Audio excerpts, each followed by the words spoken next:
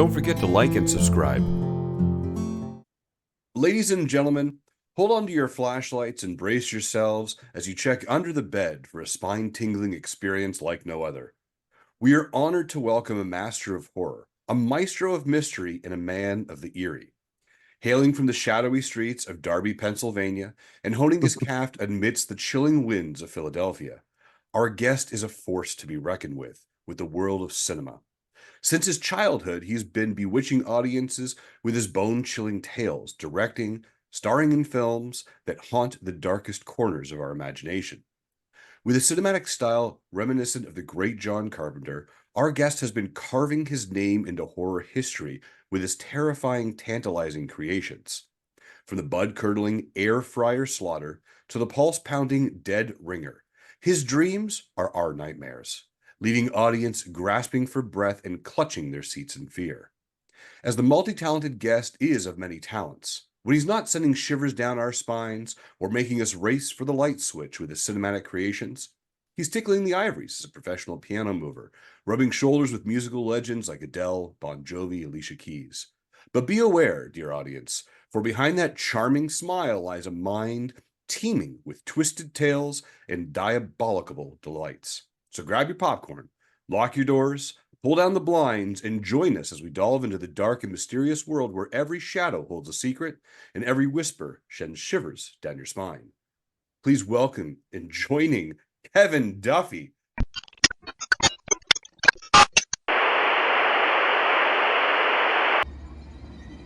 What happened at the Wilkes farm? Why do people seem to be gone forever after having visited? Learn the mystery of the farmhouse murders. Two podcasters investigate the premises to see what they can find, or what will find them.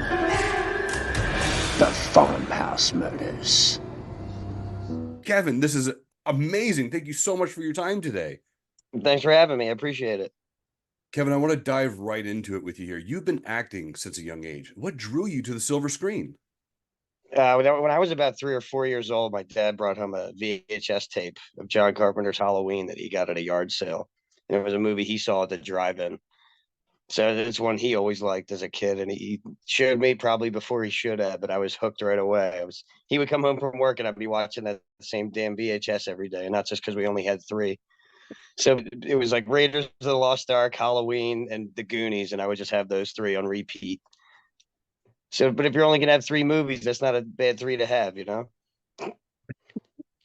So basically, after getting into Halloween in particular, I started to branch out and just finding other horror movies over the years that would catch my eye. So I always liked being scared. I think it's a very cool feeling. I like haunted attractions. So basically anything, roller coasters. I like a thrill. You like a thrill. So what is it about the horror outside of the thrill? Is there something about the genre that you just love? Is the mysterious, is the big, slashing, wielding knives or chainsaws behind the garden shed that no one ever saw coming? I like it all. It could be, whether it's a slow burn like Burn Offerings or a real fast paced, horror comedy like Hatchet or what. I think you can find pretty much good in every corner of the genre. Now, when you're creating projects on your end, what are key factors that make you fall in love and make you keep writing and say, this is a hit, this is the one I want to do?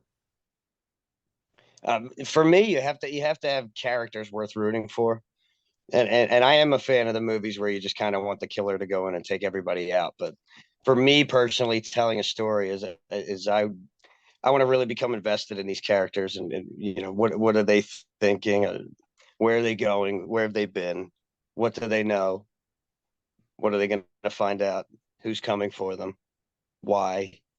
It's all the different questions that come up, and I think a story really worth telling is always deeper than we think it is. It's got to go beneath the surface to really get into the psyche of these characters and what you're about to go through with them. Now, are you referring to like the subtext of the characters and their identity, right? Yes, yeah, everyone's a suspect and everyone has more. I don't like. There's definitely going to be some one-dimensional people here just to get off, just to beef up the body count because that's the way it goes sometimes. But our core cast, they're all gonna we're gonna get to basically get inside the heads of each and every one of them. So how do you do that so seamlessly with your characters and the creations where we know it's a slasher, we know it's a great killer flick, we know we're going to go see this, but how do you leave the audience with the, oh, I really care for that person. Ah, they died, as opposed to just saying, I'm really excited the killer just got you. Well, I think you need to make them relatable. I think they need to feel like real people and not just caricatures, not just what you're expecting when you go in. Hmm. Like where they have the dumb broad and the jock, or they're making love, then they're off, and you get the final girl. It's always obvious, the virginal one. And what I like about this story in particular is it's not who you think Hmm. on Okay. either end. Who you should be rooting for, who you should be rooting against. Is it one person that's getting them? Is it many? Is it a family? Is it a town? So how do you walk that line without giving anything away throughout the film? Well, some viewers are smarter than others, so they're going to pick up on it. But I think the majority of people will be utterly fooled and have their mouths on the floor by the end of the movie.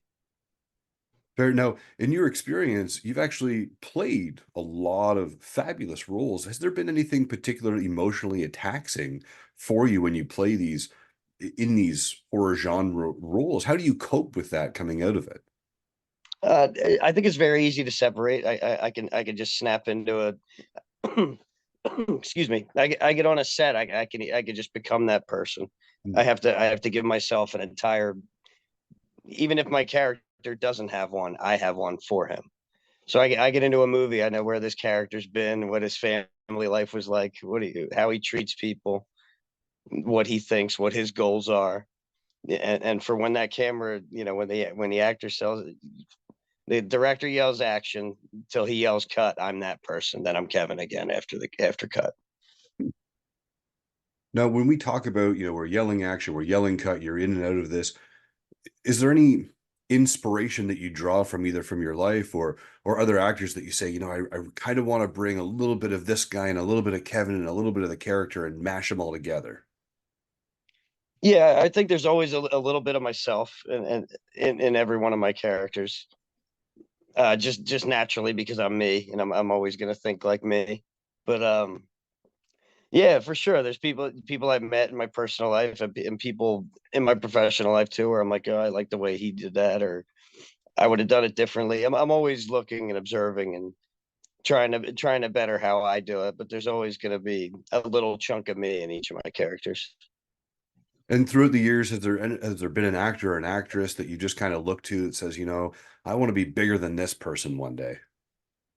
I wouldn't say really bigger. I'm kind of just having fun. I don't really care to get rich or famous of anything, as long as I get to tell stories. And at the end of the day, if I'm the only one who likes my movie, if I really like it, I'm cool with that.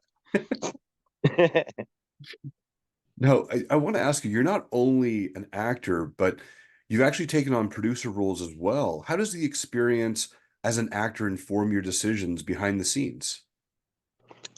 If I'm interested in a project, I'll jump on as a producer. Like if I really like a story, I'm like, you know what, hey, I want to help this guy out. I like the story he has, or I'm part of it and I want to help promote and get people to know about the project, and I'll get in different ways like that. But I gotta say, being an actor is a lot more fun than actually producing and making movies for me. Like doing the Farmhouse Murders has been a lot of work, as opposed to getting my script, learning my lines, showing up, saying my thing, and then I'm off the set. So it's a 24-hour job producing and directing.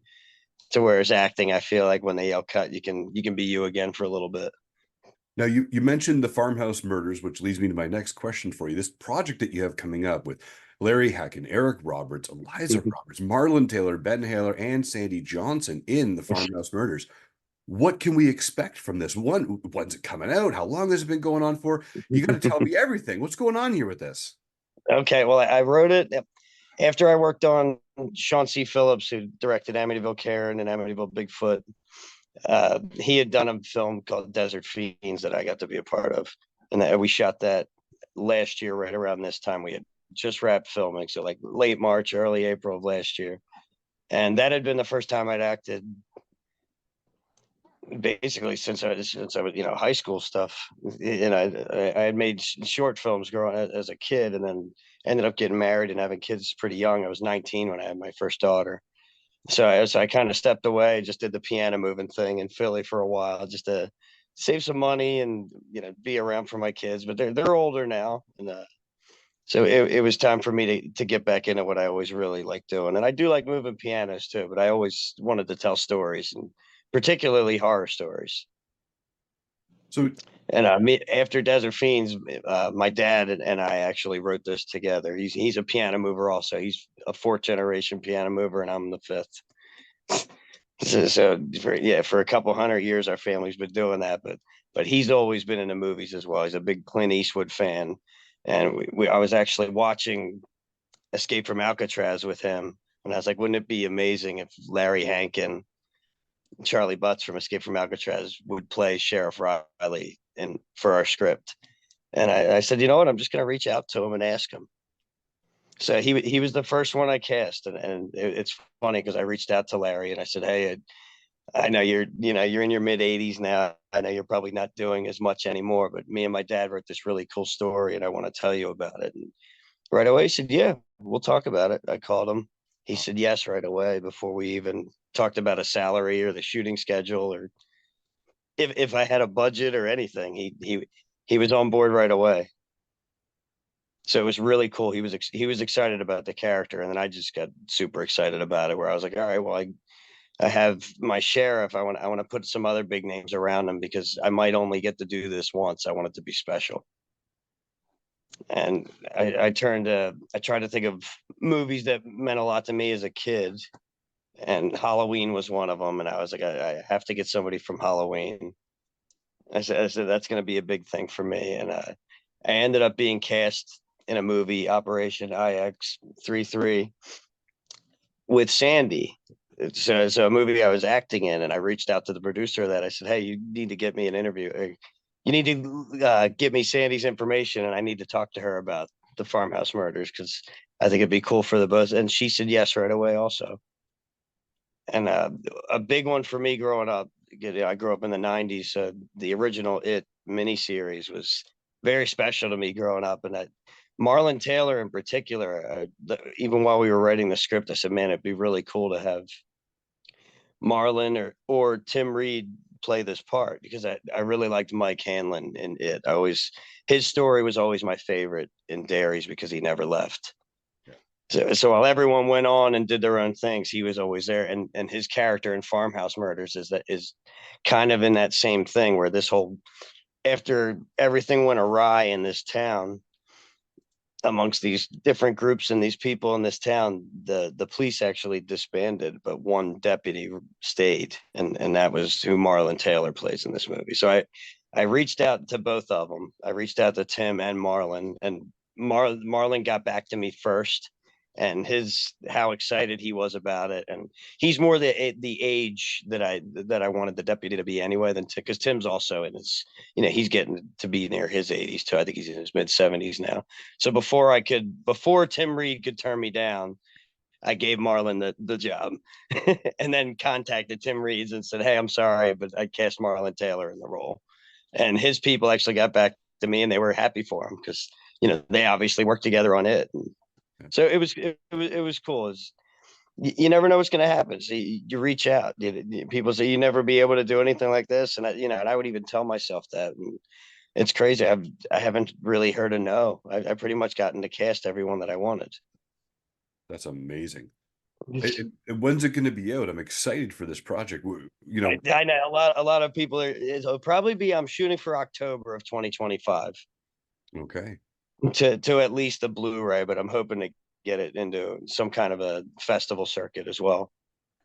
Now, some people may not know this, but the Farmhouse Murders is on Indiegogo, or is it still on Indiegogo? Can It's still on there. we- We're in demand. It's active. So people can still jump on as producers. They can still get special thanks credits in the film. There's I was offering a few like small like remote acting stuff and stuff like that. But the nice thing about this is this movie was funded before I even put the Indiegogo up. I had a base budget ready. So basically my Indiegogo is to pay my celebrities. Right. And the higher it goes, the more people I can cast. Well, there was one, and we were chatting about this earlier, that it was sold out almost immediately with with getting your photo in this movie. And you Yeah. said like, oh, that was like the first thing that just sold out right off the top. Yeah, that was cool to see. And I get it because and it's more than it's not just going to be in the background. Like they're going to be shown and they're going to be talked about like they were victims. So they will be a part of the lore of the whole story of the movie. So it was a cool perk, and I've seen other campaigns do it, and they seem to always work, and it worked for me too. I love that. And as I said to you earlier on, I wish that perk was still available. That's really cool. But I want to circle back to something. You had said that you're a fifth generation piano mover, and we touched on That's right. it. So walk me through how did you guys get into piano moving as a family business? Well, we came over in 1870. My dad's great great grandfather, and we started out as furniture movers. They were just Irish settlers. They didn't have much, so Mhm. they started moving furniture in Philadelphia, where they decided to settle. And then after a while, they said, we're working a lot. They were using mule and wagons because they didn't have trucks yet. We got our first truck in 1912, and we've been around since 1895 as an official like piano moving business. And after moving hurling all that furniture, they said, why don't we just become specialty movers, move one item a day and charge the same thing? So that's what they would do. They would move one a day, and by mule and wagon, they got their first truck in 1912. And then by the 1940s, they were up to 7 trucks every day. So Wow. we were the biggest piano movers in the East Coast in the early 1900s. From moving pianos to hitting record and writing and creating horror projects. That's That's right. It's never a dull moment. And now I was reading that you have a passion or affinity for the guitar and the piano. So how does that aspect of your creative life influence your creative filmmaking and storytelling? Really, I kind of keep them separate. I play guitar, and I was in a band in high school too. But I go to more like film composers to actually like when it comes to scoring my projects and everything. I don't really go into that aspect of it just because I don't really have time. Oh. That's more just for me, just for fun. Now, you're also a very accomplished writer.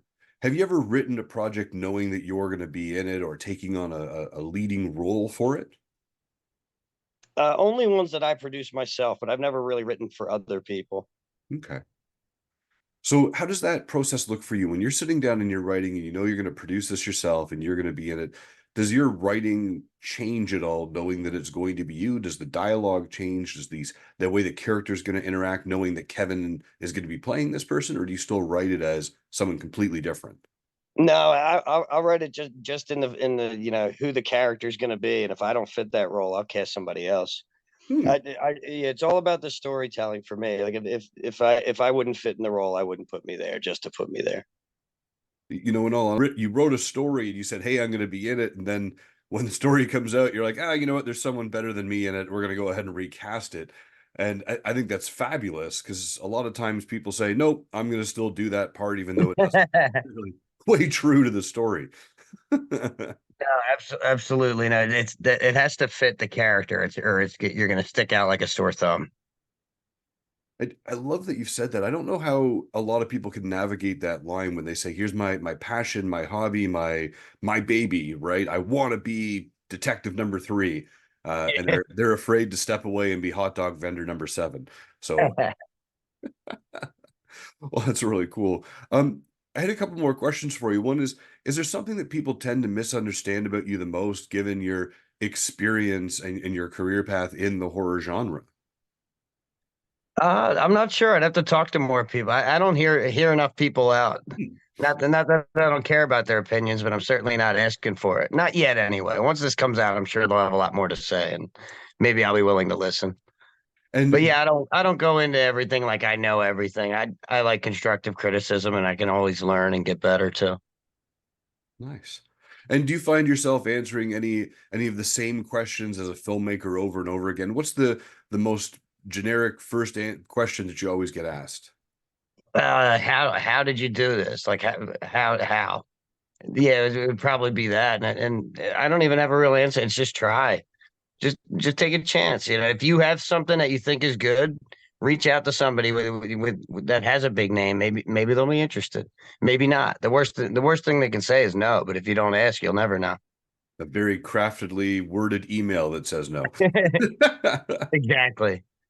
And given your experience in the industry that you're in, is there anything that scares you anymore? Is there any bumps in the night that freak you out? Any shadows underneath the dresser that make you run for the flashlight? Not really. Just I enjoy. I grew up in a haunted house. Oh, So by the end, by the time we moved out of there, I feel honestly the ghosts missed us because my family were very welcoming of them. Yeah, I look for I look to be scared. I look for things to be scared. I scare myself sometimes thinking about it, but I enjoy it. hang on. You grew up in a haunted house. Yes, we did. Okay. What's your most memorable experience of this haunted house? Something that just never shook leaving it. There was one time I was in the house by myself. My now I have four older sisters and a younger brother, so we had a full house. Wow. And one time I was in the house by myself. I was about 13 or 14, and I heard my older sister upstairs calling me from the room. Kevin, come up here. And I'm like, all right, what the hell does she want now? And she want me to lie about she's going out to meet a boyfriend or what? You know, what is she going to have me do now? Because I was her go-to like cover story guy. So I'm like, all right, I better go see what she's talking about. I go up there, nothing, no one in the room. And later on, I ended up in that bedroom. So it was the attic where we had the most activity, but we had crawl spaces that would have just little like hatches, little door hatches, and they would shake Gee. on a still night. It wouldn't, you know, and then it'd be windy as hell, and they'd be perfectly still. So it would never coincide with the weather or coincidence. And I'm not even a very spiritual person. I'm pretty, you know, I'm Mr. Science. When you know, I'll see if I see it, I believe it, but I've seen them, so I believe it. It's very fitting that you grew up in a haunted house and you're making horror movies. You know, I absolutely love that. And Kevin, where can people learn more about you? Uh, Basically my IMDb page to see everything going up, and I should be on Instagram and Twitter, and but I'm a dinosaur when it comes to that. I They had to beg me to get a Facebook when it came out. I was a MySpace guy, and before that I was a Nintendo 64 guy. Technology's kind of passed me. I'm still 5 steps behind. I'm still trying to figure out, you know, can I rewind this Betamax tape and watch it? Somehow, yes is the answer. And Kevin, I have time for one last question for you today on Coffee with Chris, and you've been absolutely amazing, sir. And that's what makes Kevin Duffy smile. A lot of things. A good movie, absolutely. A good horror movie that on the cusp, but really, my fiance is wonderful. I'm very lucky. I have three beautiful kids that I'm very proud of, and I have a very happy home life. I have a great full time career moving pianos, fifth generation, and a very fun on top of that career, making and being in movies, and it's a hell of a time. I really enjoy my life, and for a while I didn't. So I've really been enjoying myself lately. Amazing. I love that. And Kevin, as I said, that was the last question I had for you today on Coffee with Chris. I really appreciate your time. Everyone out there, get to Google the Farmhouse Murders, get to the Indiegogo page, donate whatever you can. Let's get Kevin to get this movie released in January of 2025, not in October of Yeah, let's 2025. speed this up. I'll double pay my editor if we can get this Indiegogo going and get something out fast. Amazing. Thank you so much for your time, sir. Remember, everyone out there, to smile to inspire and have a fantastic day.